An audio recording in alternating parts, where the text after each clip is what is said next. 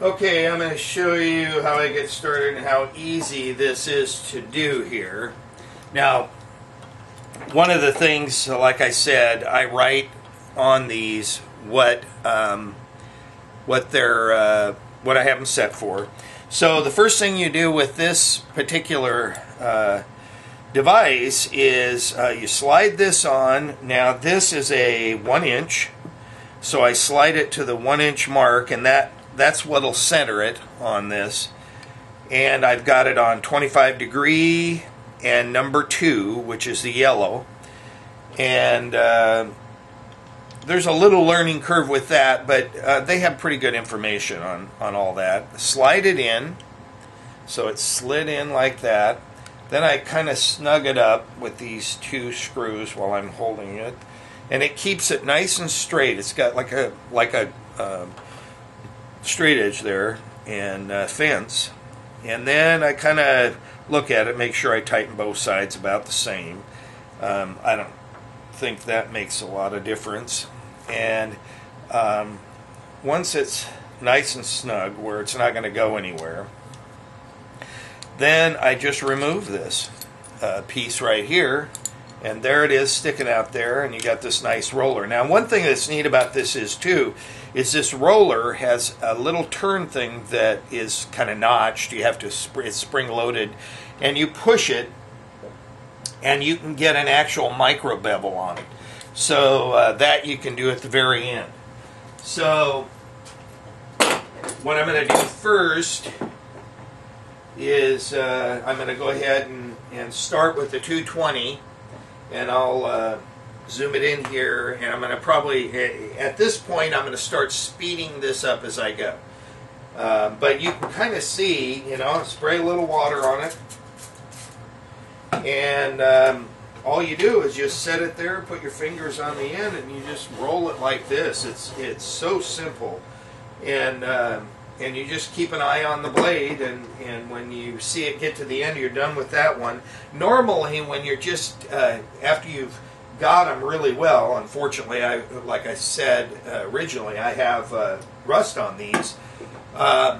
Normally, it just takes a few minutes, and I actually sometimes all it is taking the strop to it, and I get my sharp right back on it. And if I use them quite a bit, where I'm really using it quite a bit on a project, a certain one, I might go back to a 600 or 1200, but I don't have to go back much farther than that. So anyway, okay, I'll get ready to start.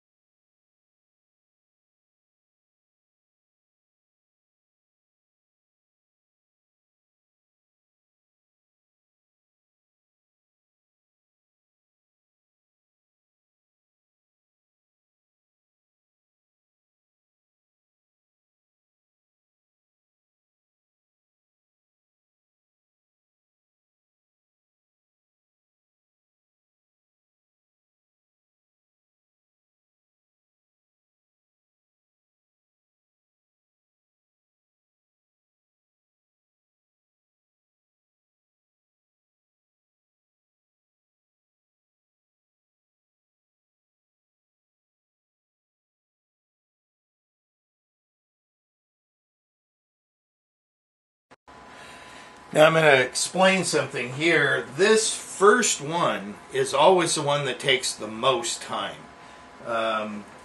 It's because you've got to start your angle at one spot. It might not be, I haven't done these before.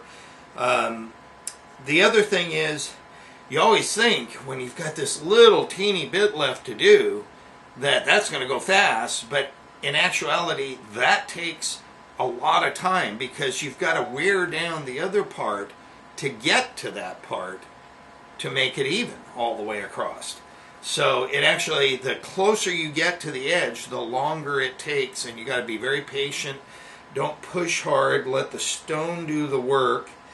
And see, it's already sharp enough that most people could use it right there, and it's a matter, that's why you can start with something like this and work your way up. And And these sandpaper things, you get them wet, and I got those at I think it was an auto sandpaper place or something, because they use these on automobiles quite a bit.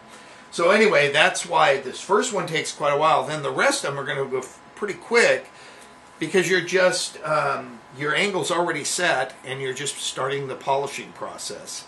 So anyway, that's where we're at, and I'll get back on it.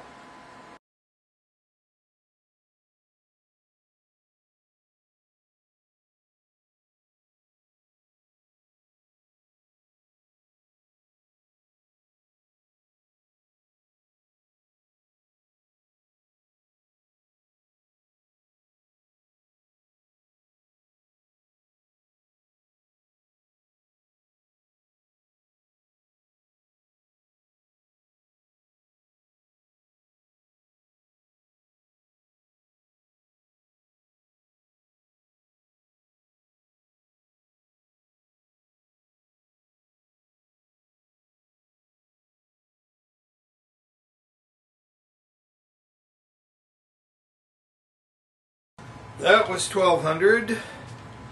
Now let me see. Let's wide angle a little bit. See if we get the rest of these in here. Okay, here we go. We're going to go ahead and do the rest of them now. And this goes pretty fast, because you don't want to spend too much time. All right. I'll go ahead and roll this, get some water around. See, I'm not touching the blade right now. I'm just using the roller to get the water down. Okay, here we go. Just bring it back.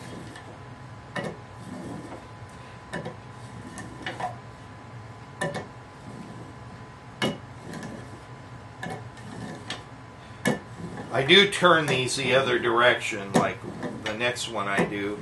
I'll turn these around. So that's good for the 1500. Now I'll move right to the 2000. Just go across. Don't push too hard.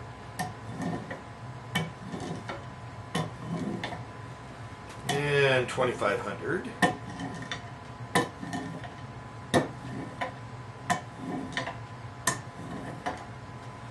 And the next one is going to be 4,000. I'm going to go ahead and clean these right now. These I just use like a spray glue, and then I have a little heat gun, just a cheap heat gun that I use to take the sandpaper off later. Comes right off. Really easy to do. Also, I was going to show you, in fact, I'll go get it right now.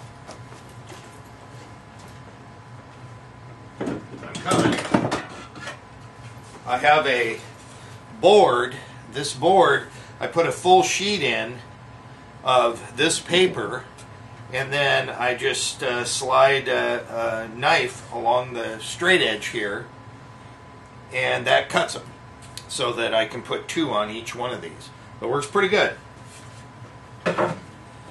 Anyway, okay, so let's go to the 4,000. That one I can go back and forth. I can almost feel it trying to slice a little piece off of the stone. And that's enough. Go over to the 8,000.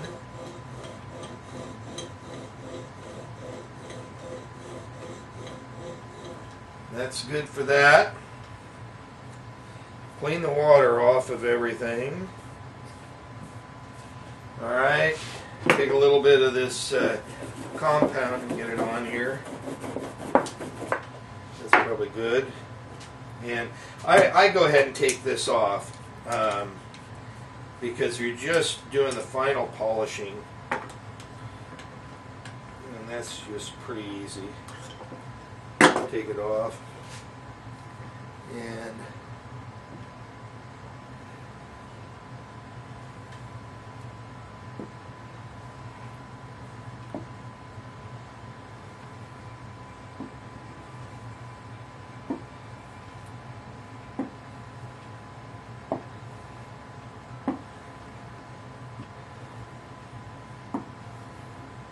And you can repolish it with this later. If you use it a little bit, and I mean, this thing is so sharp, it's insane. But you want to use it. You want to sharpen it up real quick. You can just run it across this, and it's amazing how this polishing compound just must have super fine grit in it, and it just polishes it right up. So anyway, that's it for the sharpening that I remember. There's all kinds of other little things I have and everything, but you know, y'all have your way of doing things too. This is kind of my way now. Originally, as I added these diamond stones one at a time. And so it's good to get, if you got some old stuff to sharpen, it's good to get this flattening. This is for actually stones, to flatten like an Arkansas stone.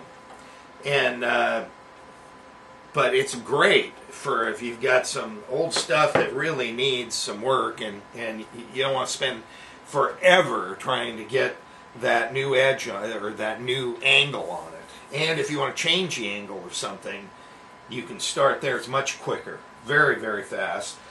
But then I actually went to these, and like there's more back there in the box. I think I start at 120 and work my way up to 1200. I think there's 4 or 5 more of these with 2 sizes each on it. Worked all my way up to 2500, and that's where I stopped. And when I do my utility ones, I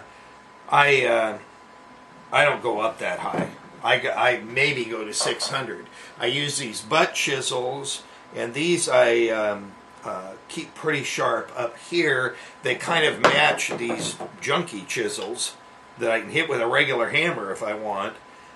So I use these for where I really need, you know, a good one, but always keep some, you know, Home Depot chisels around, because you can just throw them, and yet there's certain things, and especially gluing things, you know, if you wait too long in the glue, it gets so hard that you'll chip these other ones if you're not careful. And other things that you might be working on, reclaimed wood and that sort of thing, where it's a little scary, or maybe you've got to go deep and you're really having to hit it hard. And why, you know, I just use one of these for these chisels, but when I use one of these, I get the cheap ones with the metal on the back, so that I can hit them hard. And very handy to have those around.